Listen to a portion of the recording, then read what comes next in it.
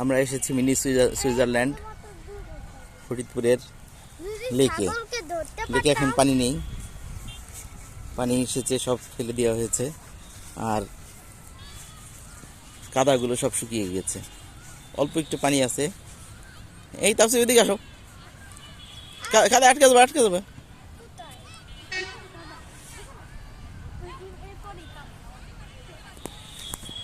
এই পুকুরটা এখন একটা মাঠের মতো মনে হচ্ছে, শুকিয়ে জলজ উদ্ভিদ ঘাস জন্মগ্রহণ করেছে। এটা এখন একটা মিনি সুইজারল্যান্ডের মতো মনে হচ্ছে। এটা পার্ক যখন হয়ে যাবে তখন চারদিকটা সৌন্দর্য বাড়বে, পানি যখন ছাড়া হবে, যখন এখানে পানি সংরক্ষণ করা হবে, তখন এটাও একটা অনন্য সুন্দর একটা ভ্রমণ স্থল হয়ে যাবে।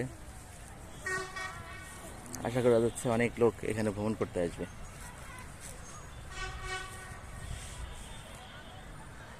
লেক পারে বিভিন্ন স্থানে মানুষদের বসা বা দাঁড়ানোর জন্য বিভিন্ন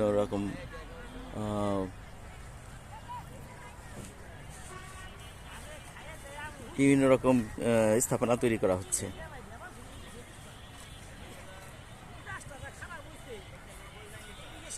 এটা যখন পূর্ণাঙ্গ রূপ নেবে তখন বাচ্চারা এবং সাধারণ মানুষ, ভ্রমণ পিপাসু মানুষদের মনে অনেক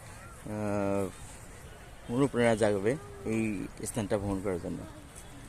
আর এখন যে পরিবেশটা আছে এটা আর পাওয়া যাবে না হয়তোবা, কারণ যখন পানি জমে যাবে তখন আর এই পরিবেশটা থাকবে না। তখন চারপাশে সৌন্দর্য থাকবে, কিন্তু মাঝখানে এই সৌন্দর্য যেটা এখনই। আপনিও আসুন, ঘুরে যান এই ফরিদপুরের অস্থায়ী মিনি সুইজারল্যান্ড।